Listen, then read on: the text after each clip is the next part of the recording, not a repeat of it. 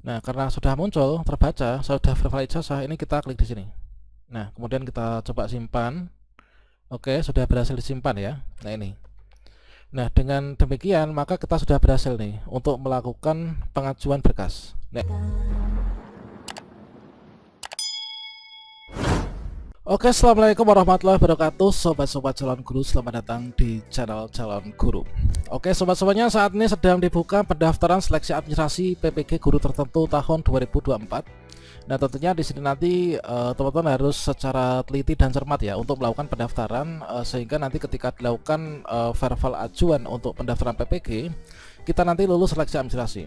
Kalau misalkan kita lulus seleksi administrasi, tentunya nanti kita akan bisa ikut PPG guru tertentu nanti pelaksananya di tahun 2025 ya.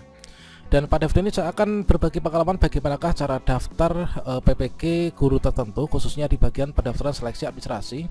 Nanti kita upayakan sampai selesai, teman-teman. Nah, selengkapnya nanti silahkan simak video ini sampai selesai. Nanti kalau misalkan sempat akan saya sematkan juga di deskripsi, yaitu untuk timestamp-nya.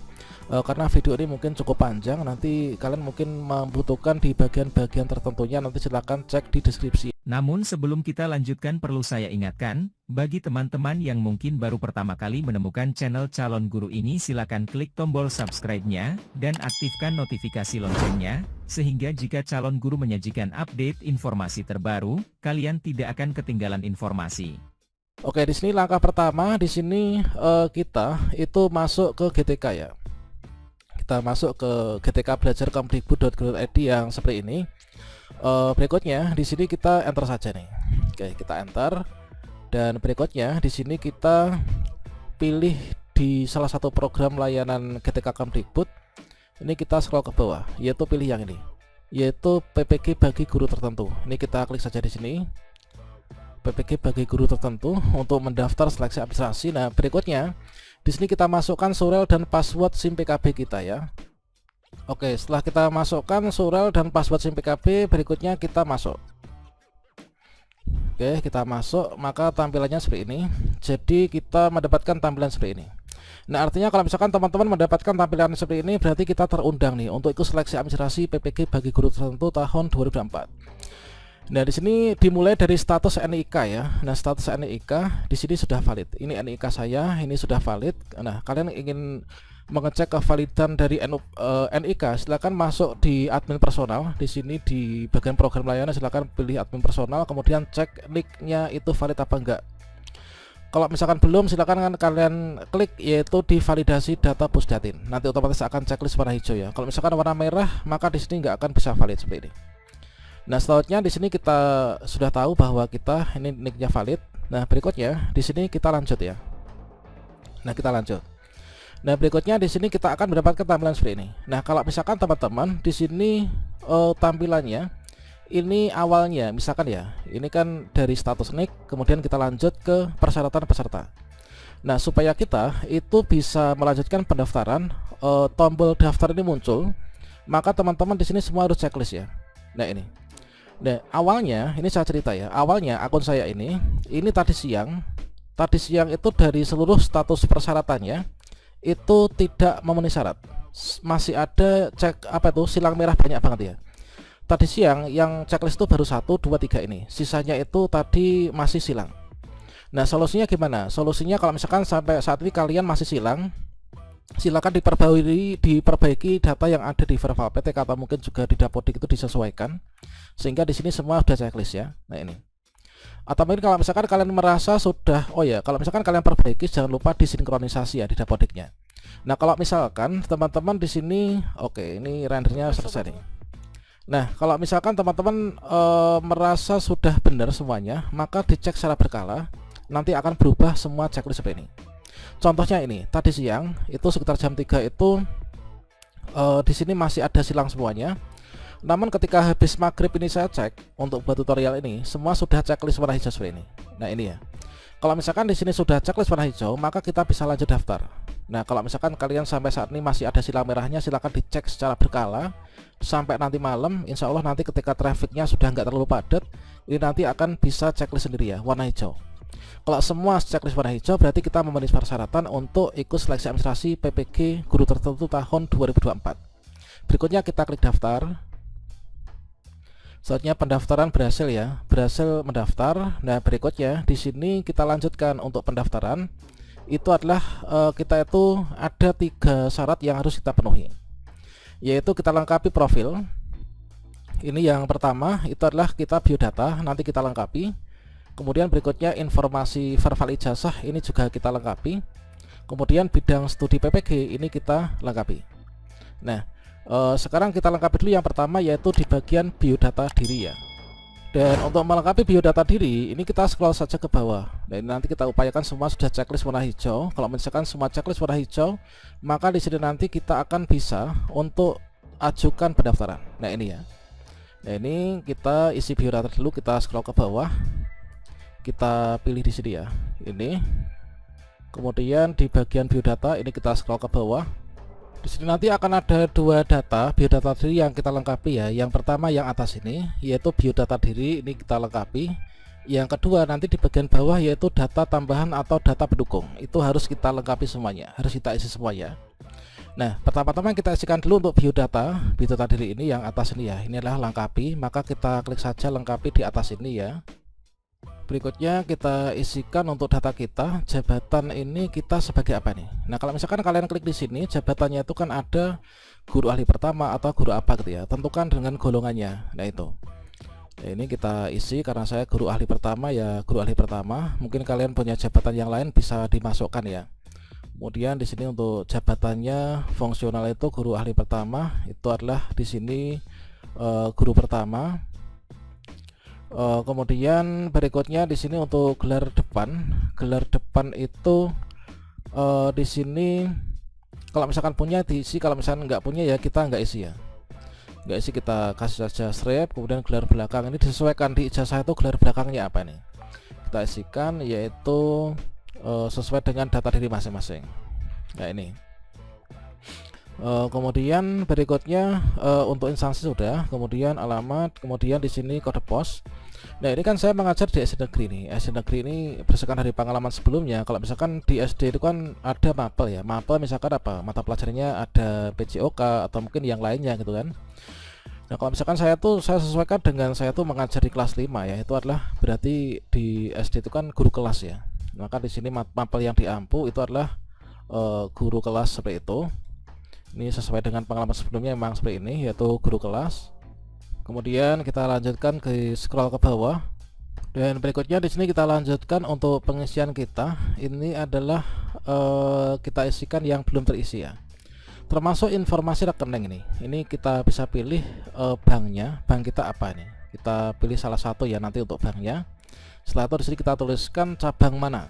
Kemudian nomor rekeningnya berapa, kemudian nama pemilik rekeningnya ini siapa. Kemudian berikutnya di sini kita masukkan nomor HP WA, ini sudah masuk ya, sudah ada. Alamat surat juga masuk. Ini berdasarkan terinclude dari Dapodik itu migrasi ke sini. Nah, ini. Kemudian oh ya, di atas tadi kalau misalkan teman-teman itu mungkin guru honorer sekolah ya, ini jabatannya disesuaikan guru honorer sekolah misalkan, atau mungkin juga teman-teman itu statusnya GT ya, atau guru honorer daerah tingkat berapa gitu kan. Disesuaikan pokoknya dengan data diri masing-masing. Nah, itu. Oke, sekarang saya isikan dulu data saya. Oke, sudah. Di sini kita isikan lengkap ya. Ini sudah sampai di bawah nih. Kemudian kita terakhir disimpan. Oke, perubahan profil data berhasil disimpan. Kemudian kita tutup ya.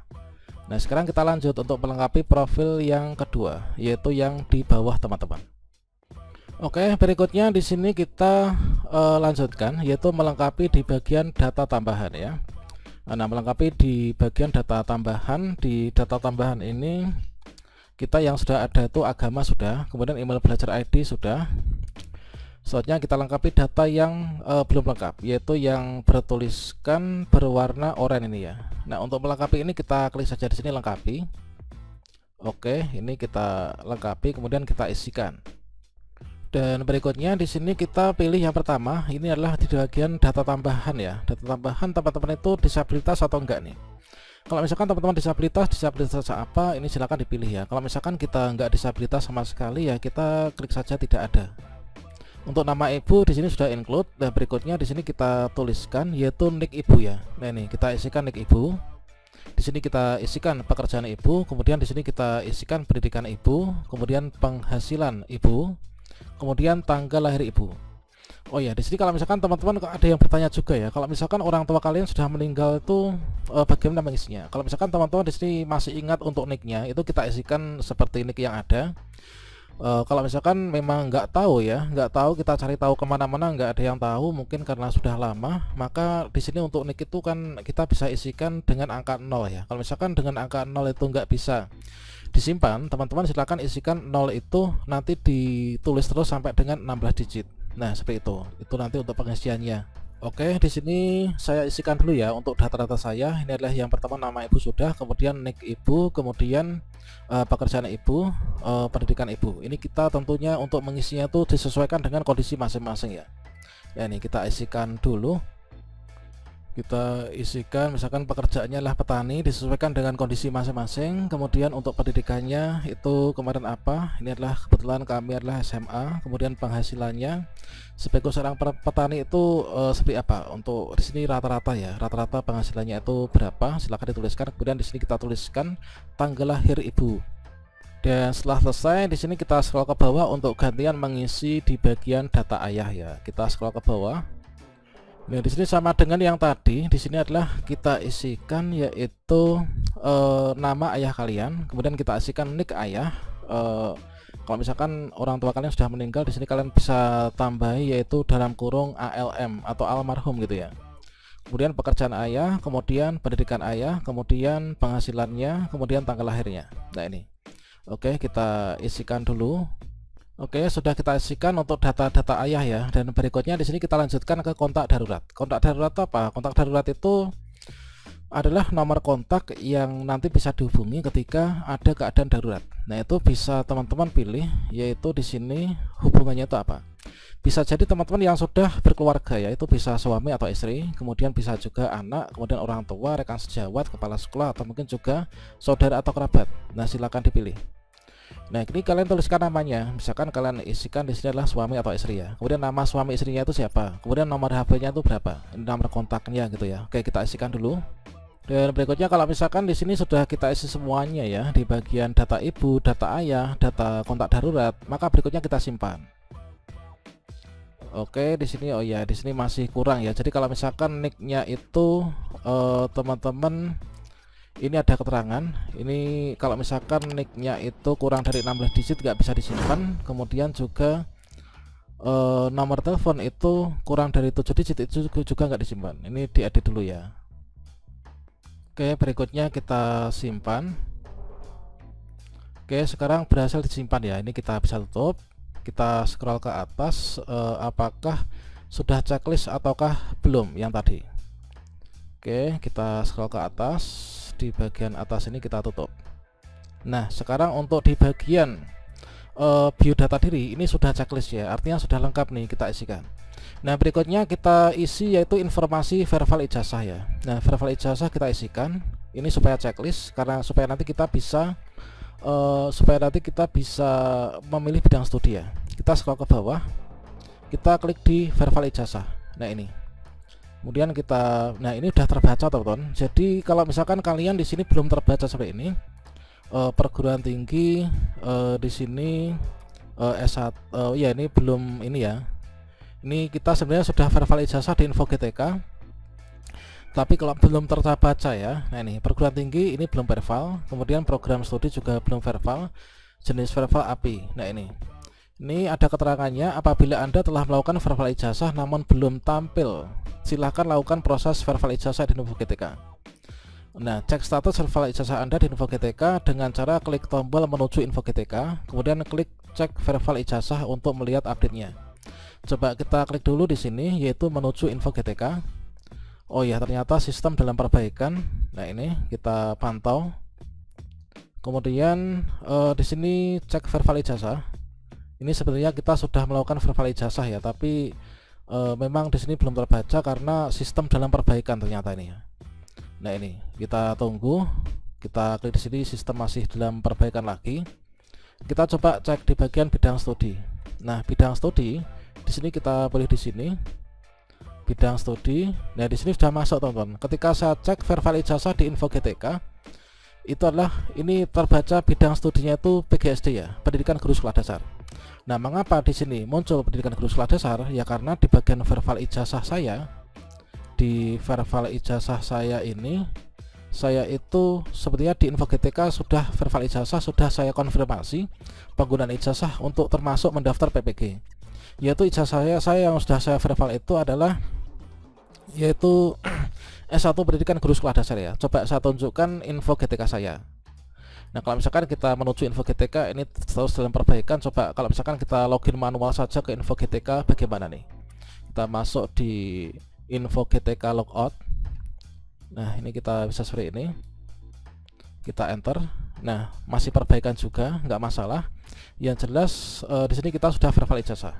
Coba kita pilih bidang studi PPG-nya. Nah, karena sudah muncul terbaca sudah verbal ijazah, ini kita klik di sini. Nah, kemudian kita coba simpan. Oke, sudah berhasil disimpan ya. Nah, ini. Nah, dengan demikian maka kita sudah berhasil nih untuk melakukan pengajuan berkas. Nah, ini. Kita sudah bisa mengajukan berkas. Nah, sebaiknya teman-teman juga diupload dulu ya untuk foto profilnya ini. Nah, setelah kita sampai di sini, pokoknya kalau misalkan kalian di informasi verbal ijazah di sini belum muncul. Nah, ini sudah muncul ya. Nah, ini. Saya tuh kuliahnya di sini dulu. Karena sudah verbal ijazah maka muncul di sini universitasnya, kemudian PGSD, S1 kualifikasi S1, kemudian jenis verbal API. Nah, kalau misalkan teman-teman di sini belum tahu cara verbal ijazahnya gimana, ini sudah saya sediakan di kartu video ini, nanti teman-teman bisa dicek ya untuk tutorialnya. Nah, ini sudah berhasil. Jadi dengan demikian di sini sudah bisa nih untuk kita ajukan pendaftaran.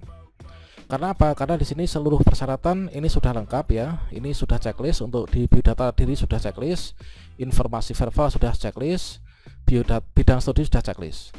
Nah, sekali lagi mungkin kebanyakan sekarang tuh teman-teman itu kendalanya itu kalau saya amati di media sosial ya. Itu verbal ijazah ini nggak muncul. Nah, solusinya silahkan lakukan verbal ijazah di info GTK. Setelah itu dikonfirmasi. Tutorial lengkapnya saya nanti sematkan di kartu video ini. Nah, setelah itu di sini bidang studi nanti akan terbaca. Nah, seperti ini ya. Setelah itu kalau sudah masuk di sini, tinggal ajukan pendaftaran. Kalau teman-teman sudah klik ajukan pendaftaran di sini, nanti akan ada tampilan seperti ini. Jadi ajuan pendaftaran. Nah, dengan ini menyatakan seluruh informasi yang digunakan seleksi administrasi adalah benar. Apabila kemudian ada dan seterusnya ini, kalian klik checklist di sini, kemudian kalian bisa klik ajukan. Dan kalau misalkan teman-teman nanti sudah diajukan berkasnya, maka tampilannya menjadi tampilan yang ketiga, yaitu berkas pendaftaran diajukan. Nah, ini jadi di sini sudah kita lalui, maka setelah teman-teman ajukan berkas tampilannya seperti ini. Setelah itu teman-teman tinggal menunggu saja pengumuman hasil seleksi administrasi.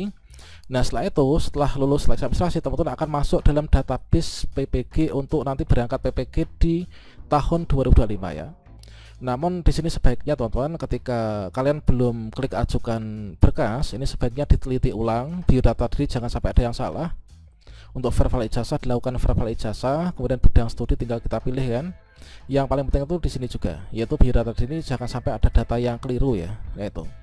Kira-kira demikian sampai saat ini tutorial lengkap cara daftar PPG 2024 di SIM PKB. Semoga bermanfaat. Salam sukses untuk kita semuanya. Wassalamualaikum warahmatullahi wabarakatuh.